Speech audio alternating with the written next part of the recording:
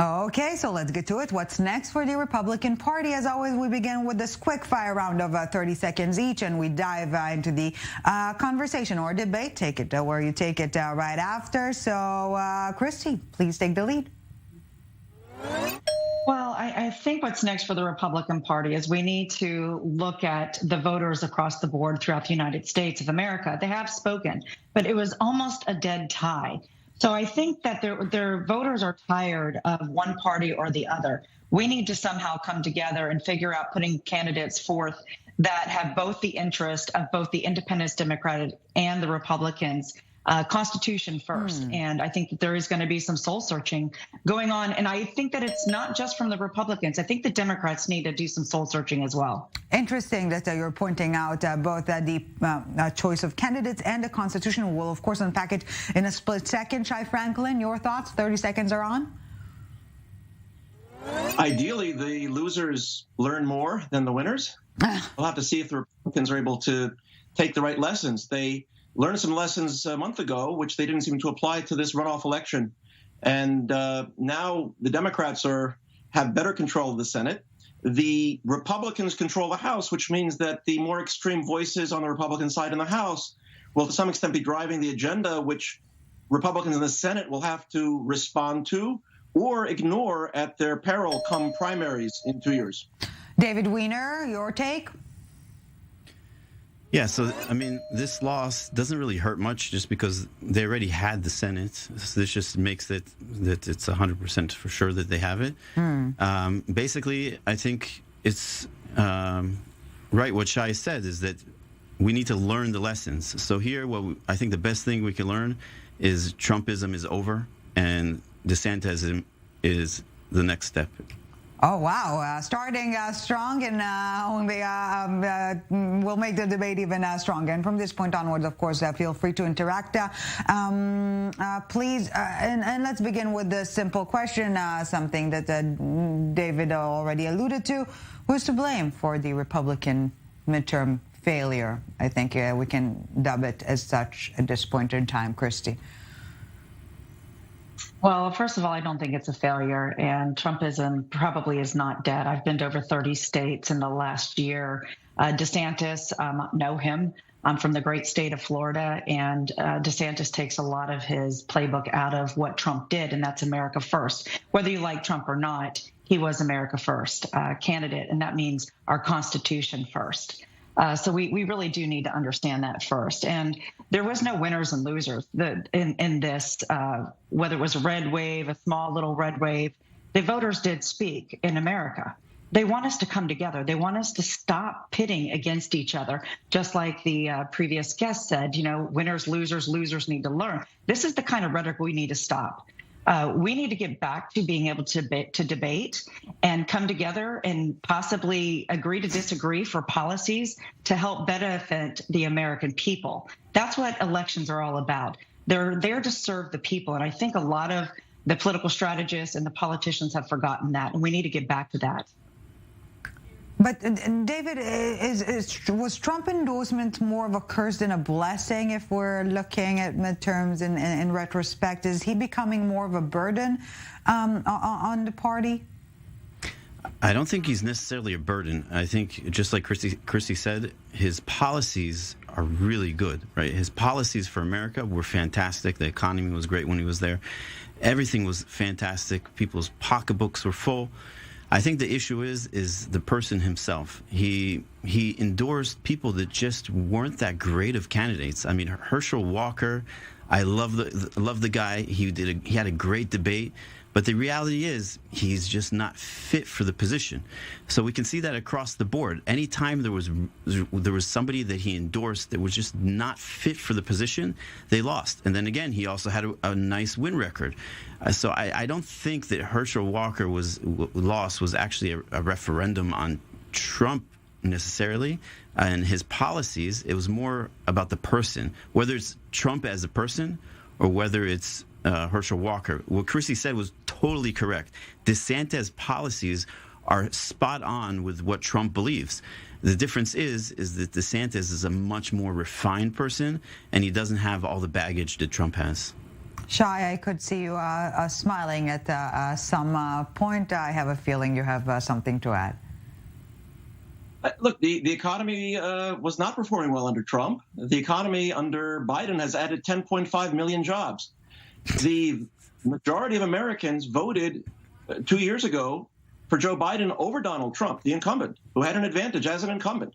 So the majority of Americans actually in these latest midterm elections did vote for Democrats. It was a pretty clear majority. The fact that most of the states...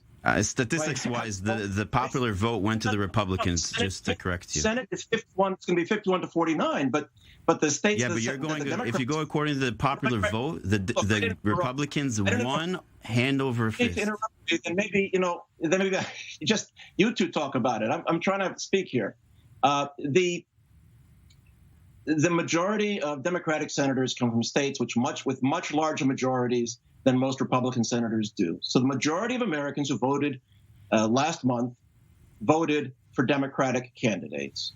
The abortion decision by the Supreme Court, the Dobbs decision, we know had a significant factor in getting women and many other people out to the polls to vote against Republican candidates.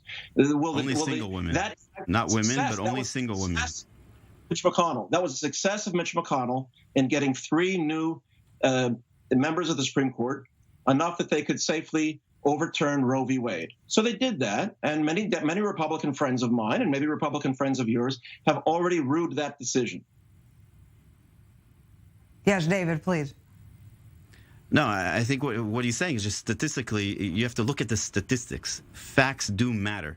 So when you look at the Democrats are great because they always want to go away from the electoral vote and go by the popular vote. So let's go by the popular vote. The reality was this time the popular vote was for the Republicans. If you even look in Georgia, if you look at the governor races in Georgia, the governor race was won by 8 points by Republicans. In Florida, it was won by 20 points. I mean, the wins that the governors were getting across the U.S. were huge wins for the Republicans. And if you look at Florida specifically, Florida has a huge amount of snowbirds, and those snowbirds are going to go vote in New York. They're going to go vote in Michigan. They're going to go and vote in Pennsylvania for somebody like this. Yes, Shai, we couldn't hear you, so please, if you can start from the top, the floor is yours. I encourage, look, I'm trying to be analytical, but if Republicans want to draw the lesson that Trump's policies worked, and it's just a matter of having the right person to carry those forward, and you want Ron DeSantis to be the nominee, which would also lead to a civil war within the Republican Party, since at least 30% of Republicans are still going to back Trump no matter what, then, I mean, go ahead. I think it's bad for America to have this kind of war, but Democrats will come out on top again. Biden is running for re-election in 2 years. Regardless of his popularity rating, his candidates won. He's the first president in almost 90 years to increase Senate seats in a midterm election. No Democrat lost their re-election for Senate this time around. This was supposed to be a red wave. It's not a pink anything. It's a blue step forward. So again, if you draw the wrong lessons, this is all in please, Christie. First and foremost, let's really look at the facts here. In Georgia, since that's what the main topic is, Warnock got 51% of the vote. Herschel Walker got almost 49% of the vote. This is not this huge blue wave that this guy wants to, perpetrate out there. And consistently throughout all of the races, throughout whether it was the Senate or whether it was in the House, there were very small margins. There's just a couple of exceptions on that. The bottom line is the American people are... Oh, we seem to have lost connection with Christie. Hopefully, we can restore the connection soon. David, do you believe the Georgia race is going to be, to an extent, a Republican shifting point, if you will, between hardline Trump loyalists and those who simply want to move on? Look, Shai is correct. There are Trump loyalists. No matter what, they'll vote for Trump. But that's only if he actually runs. So I don't think he'll run it as a lot of people are talking about him running as an independent. He won't run as an independent because he knows that guarantees that he won't win. And he does not like to lose. He hates to lose, and we all saw it when he lost the previous election. And we see it now that he's worried that he will lose the primaries to DeSantis. That's why he started attacking DeSantis before DeSantis even announces that he's going to run. And then he went and announced that he's running for president, and there's a lot of time until anybody else is going to jump into the game, at least 6 months. Christie, I can see that the connection with you has been restored. Please continue. Thank you. This was not a wave on either side. This was a referendum from the American people saying they want to have unity. It is time to stop with the party politics. This is not us against them. We are all Americans, and it's time that the Democratic Party come back from the leftists, from the far left center. It's time that the conservatives come over and we start doing policies that are for America first. And to be very clear, 6 Democrats were beat by 6 incumbent Democrats were beat by the Republicans. So we can sit there and banter back and forth, but at the end of the day, both parties need to take a long, hard look at the mirror. They both need to reflect. They both need to understand that they need to listen to the American people, that they don't work for one side or the other.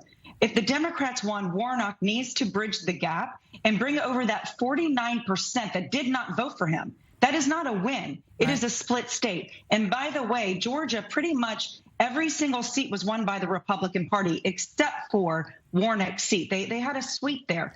So it's time that both the Democrat and the Republicans understand that they need to work for the people. They need to come together and they need to stop this infighting. Shai, and I am here to tell you. Yeah, in the 10 seconds we have left for this part of the debate, is Georgia a blue or red state now? Obviously, we continue right after the break. You call it purple, but look, Republicans were supposed to win 50 to 60 House seats. They were supposed to win 5 Senate seats. It's a major disaster for the Republicans. Democrats did great. Fine. That's not a wave. But I said it's not. I didn't say it's a blue wave, but it's certainly not the red wave that should have been. Right. Which means this was the opportunity for Republicans to move forward, and instead they moved back. Yeah, well, Shai Franklin, David Wiener, and Christie Hutcherson, of course, you're staying with us. A quick break, and we're back with part 2 of the summit. Don't go anywhere.